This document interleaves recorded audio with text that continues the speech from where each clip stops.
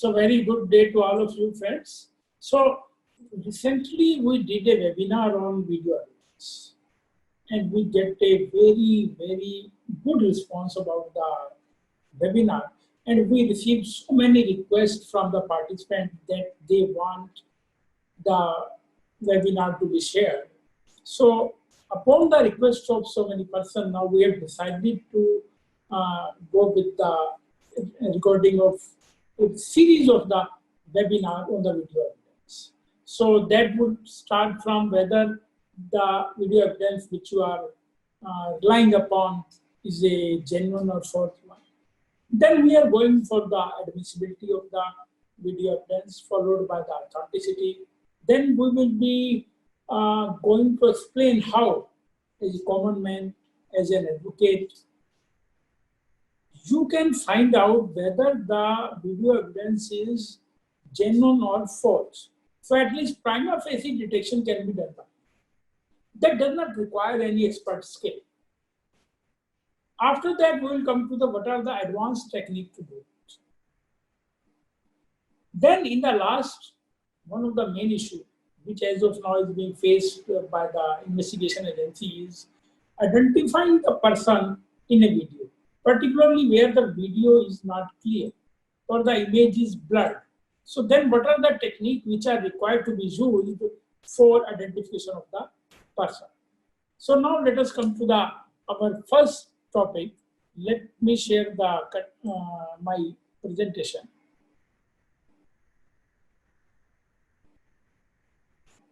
So today in first session our topic is, are you relying upon the fake or genuine video? So we all know that as of now, creating the video is something which is like a child play. And in fact, what is happening, whenever we see any event which is happening, which is an offense, we capture it and share it on social media, or we share it with the investigation agencies, or we can rely upon directly it in the court of law. So there are various options by which we can do it, but the very important thing is that when we are relying upon a third party evidence, so whether we are relying upon a genuine or false. So before coming to that issue of the genuineness or forgery, let me first explain you that video evidence is one of the game changers in any situation, in any case, or any litigation. And the very important is, it would continue to be a game changer irrespective of the fact whether you rely upon it or whether you suppress it. So I'm referring to the two situations. So suppose you have a person has created the video of a particular incident. So he has a two options, whether he can rely upon that video in the court of law or whether he can suppress.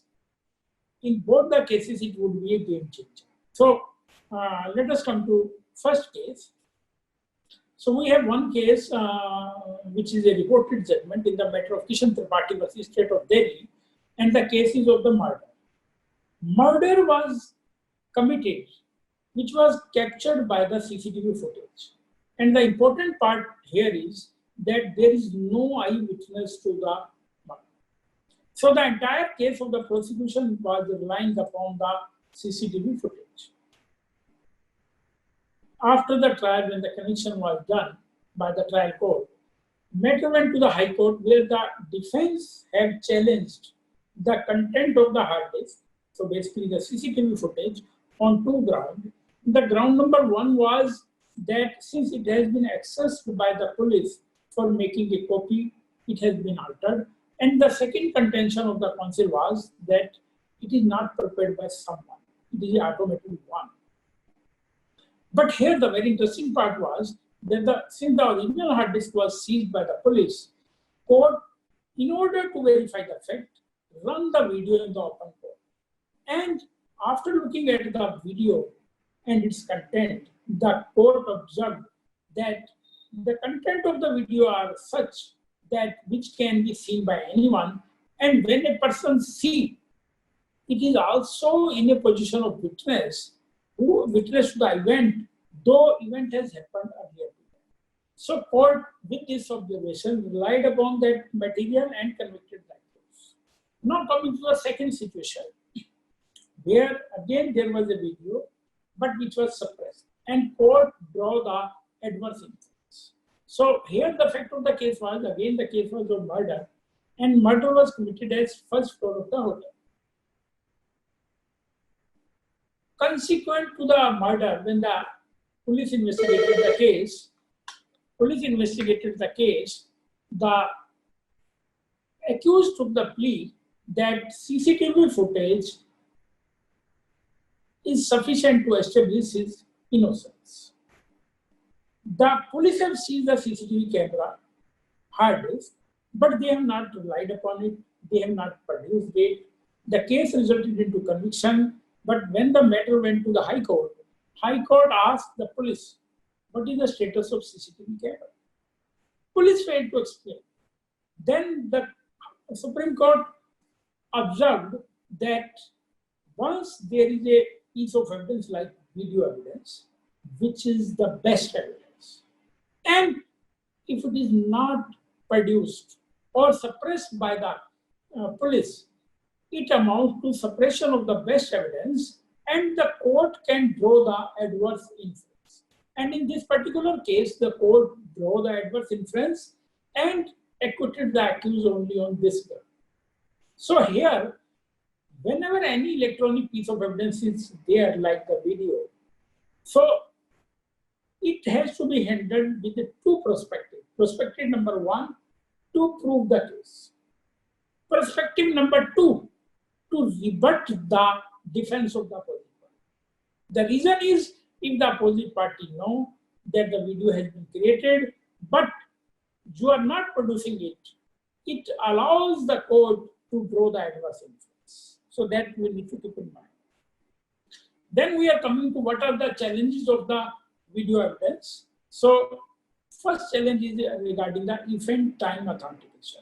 So first I will tell you that video evidence may be the substantive evidence, it may be corroborative evidence.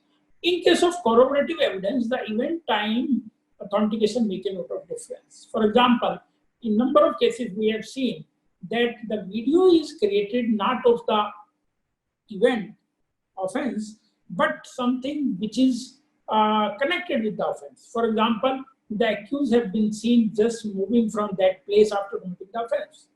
But the question is, if the time is different, then that particular video footage, that particular CCTV footage would be of no relevance, because it would be at a different occasion and it would not connect the accused with the offense. So event time authentication is very important, and particularly in cases where it is being used as a corroborative material, its significance becomes very relevant.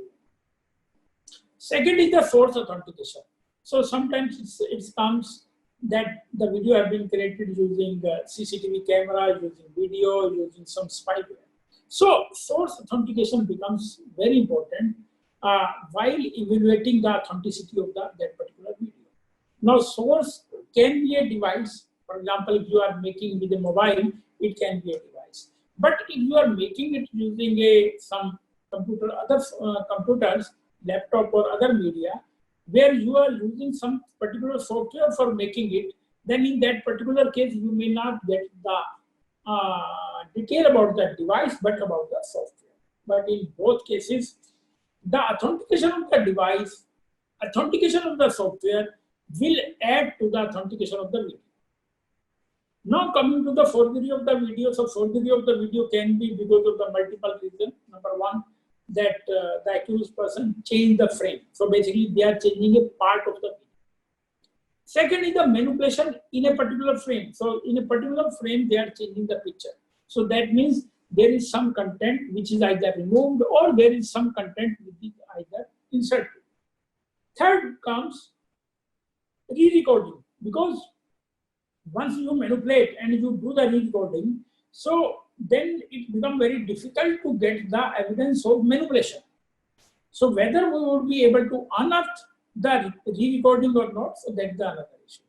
Then now with the development of artificial intelligence, There is a new technology by which you can make the deep fake video. And the detection of the forgery or in the deep fake video itself is a big challenge. So we have to use a specific technique for that, which may not be feasible with the automated software, which require a skill and basic understanding of the concept of the video creation and authentication. Then another thing sometimes which we need to find is what is the hidden data which is collected in the video.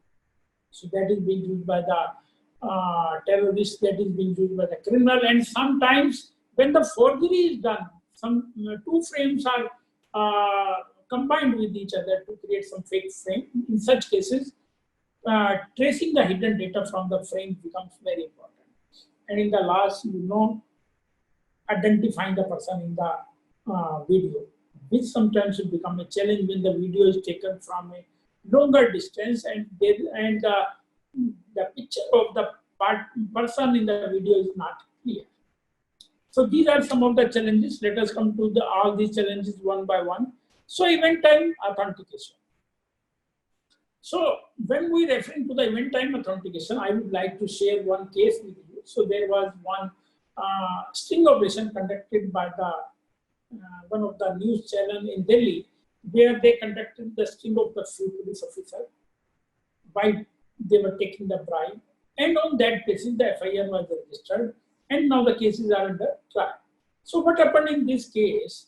As per the sting of media, the sting was conducted on 28th February 2010. So video should be of that time, but when the analysis of the metadata was made and encoded date was found, so it was found that the video was actually created on 5th March 2010. So here I would like to tell you that encoding date is the original date and time when that particular video is created. It will not change even if you copy the video 100 times from one media to another video. So now the question is, what is encoding date? You create any video. The moment you will save it, you will see that it will take a fraction of a second to preserve, to format it. So that is basically the process of encoding. So that not only capture date and time, but that also capture other data that we will discuss in the relevant session. Then is the source authentication. So another here very important point is that if I create a video using a particular mobile, right? So then this mobile will leave its own footprint on that particular video. So it is possible to find out from the mobile and from the video whether this video is created from this mobile or whether this mobile can create this video. So it's a very important piece of information which which throw the lights on the authenticity of the video. So particularly the case which we were discussing earlier, the case of that particular media where we have conducted the sting operation. So when we find out the resolution of the device, and the device was claimed to be iPhone 5s. So the resolution was 1080 multiplied by 720. But when we find out the resolution of the video which was relied upon by that media, so its resolution was 586 multiplied by the 420, which in fact is the conclusive evidence to a fact that the video has not been created from the iPhone 5s, because iPhone 5s does not have the capability to create the resolution of that particular standard. Then coming to the forgery, insertion of fake frame. So here is a very interesting case where a person has committed theft in the bank, one of the bank employee himself. So when bank extracted the CCTV footage and looked into it, they were unable to find any person going into the safe to steal the money. But when it was forensically analyzed, then forensic expert was able to find out that for a particular period of time when that theft took place, the frame was removed and the frame which were available in the same video of some earlier time were substituted there. So that is the insertion of frame, where we substitute an event for the another one. Then manipulation in the frame, like you can see in the left frame, in the left corner there is a man standing, but on the right frame there is no one. So basically here the forgery is done inside a frame. So it is called as spatial tampering. Right? Another type of manipulation is the re-recording. So in the same case of string operation, which is done by the media, which I have earlier discussed with you also. So here one of the very important development was when we run the video, one of the videos out of more than 11, we were able to see the VLC bar inside the frame. So when the VLC bar would come inside the frame, when it is a particularly re-recorded. Because in the original video, there no VLC bar can come. Another thing is when we extracted the frame in case of the re-recording, we find that whenever there is a re-recording, the frame, the border of the frame on all the corners would be unequal. The reason is because then you are zeroing your camera to cover a particular incident, and practically it is not possible for any person to make a setting in a way that border which is captured would be equal on all the sides. Then we have the issue of the deep fake video. You can see this video of the Hillary Clinton. So if you look at both the video, it may not be possible for any person to tell which one is the genuine or which one is the false. Now deepfake technology allows you to change the photograph of any person, even by single click. Suppose if there is a video of a person, and if you take the use this technology and substitute the photograph of another person, it will altogether change the entire video, substituting the photograph. And technically, I am telling you, it's very difficult to find out this forgery, but we will come to the method how it can be detected. Then we have the hidden data detection or identification. So this is the case where one of the aeroplane belonging to the Malaysian air flight was shot down when it was being flying from the territory of the Ukraine. And later on, the Russia claimed that it was the Ukraine whose fighter had shot down the Malaysian flight. And they have produced one of the picture, one of the image relating to it. But when the image was analyzed forensically, then it was found that it was basically a combination of two images which were superimposed upon each other, and it was a fabricated one. So basically there was no such incident. Then we have recently we have seen the riot and Delhi riot case, and also in various other incidents like your JNU case, your Jamia Millia incident, where there were riots, there were so many incidents, and police had captured the images using the video, and even public had captured and put it on the social media. But one of the major issues which was being faced by the investigation agency is that most of these images were captured from a long distance, and therefore the identity of the person in the video or the images was not clear. So these are some of the cases where you have to do the video enhancement process. So there are so many techniques to do it, and we will come to it, how to enhance and how to identify the person in the video. Then in the last, I'm coming to one of the very important concept is, so I give you an example. Suppose if there is a video which is being produced in the court showing that a person has committed the murder, and the incident of the murder is captured inside the video. Now the problem here would be, if this video is forged, then whether the accused would be in a position to bring any evidence which can rebut this audio visual image, because it would be very difficult to rebut such piece of evidence from other traditional method like oral testimony or other corroborative material. So that is one of the biggest challenge. So that's why authentication in case of video as compared to other electronic evidences is very, very important, because here there is a risk of manipulation which may not be possible to unearth in all the cases. So very simple, I'm sharing one case with you on that particular aspect. So there was a case of corruption where the allegation was against a sub-inspector that he has demanded the bribe, and complainant has made the record. That the police investigated the case, sought the opinion from the forensic lab on that particular recording, which was in memory card.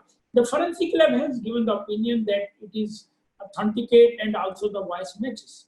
But when the forensic report was analyzed at the time of cross-examination in the court, an important thing emerged, and the issue which was there was that audio clip was in MP3 format, but there was no software in that particular mobile which can create the clip in MP3 format. So court appreciated that there could be a possibility of manipulation and acquitted by the accused. But now you can see the challenge. It is manipulated, still the forensic lab has given that particular opinion, and if the format would not have been changed or it would not have been detected by the court, certainly it would result into miscarriage of justice. So here we are going with the two particular aspects. Number one is that we are conducting regular webinar on series of issues. So we are coming with the different webinars on the electronic evidence issue relating to the cyber law.